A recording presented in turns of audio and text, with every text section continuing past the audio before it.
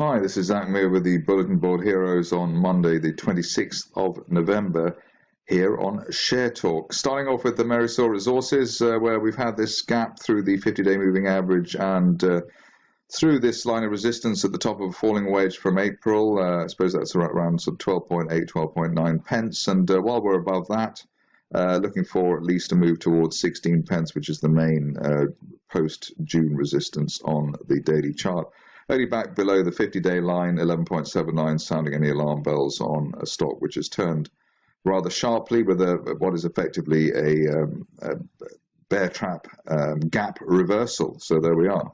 Has everything in the chart there. Next up, Anglesey Mining, and here we can see that stock has finally broken out of this long wedge from March, gap through the 50-day moving averages, which is we always comment is a big positive there. Also through the 50-day, 200-day moving average rather at 1.65 pence, as if it wasn't there, which is even more encouraging. And so we're looking really towards at least 2.2 pence, which is May resistance there as the initial target. Stop loss at this stage, well, ideally we'll see an end of day close above the 200-day line today. Stop loss back below 1.6 pence, probably the safest at this point, given the way that 1.6 was a wall of resistance in September. Onto a stock which I've never heard of before, and but hopefully we'll hear of much more in the near future, is Aris Resources. Gained gap through the 50-day moving average and the top of a falling wedge from June. The implication is that we'll hit the 200-day line at 13.1 pence over the next couple of weeks. Stop loss on this situation back below the 50-day line. That's the blue line there, 7.37 pence at this stage. Kodal Minerals, stock which I've covered on and off in the recent past. Interesting here, I suppose, that we've broken this resistance line there from August around 0.14. Ideally, we want to see an end-of-day close above the 200-day moving average at 0.16, but just thought it was worth bringing this into focus, given the way that got the higher low there for the second part of November and that broken trend line. Hopefully the shares can remain above that for the rest of the day. Favorite in the near term has been core potash.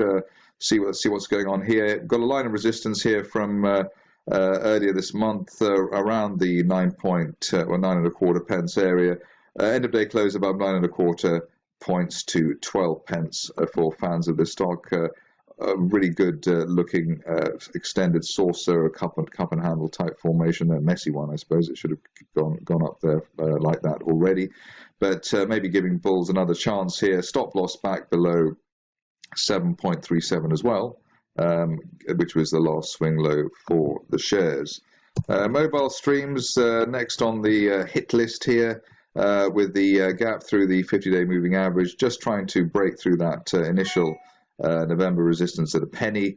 While we're above that level of the 50-day moving average at 0.77, looking for a target here as high as 1.26 pence at the 200-day moving average.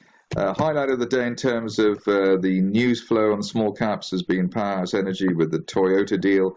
Not surprisingly, they've seen the shares gap through that 0.54 resistance. While we're above that, should be able to retest the initial spike of the day at 0.67.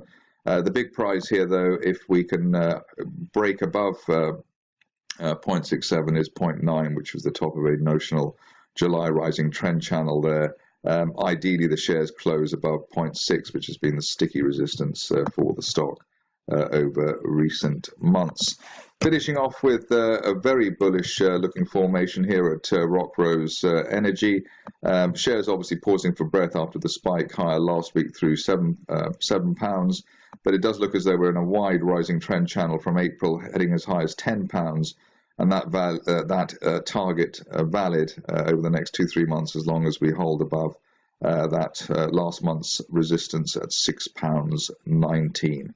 That's it from me. More updates tomorrow.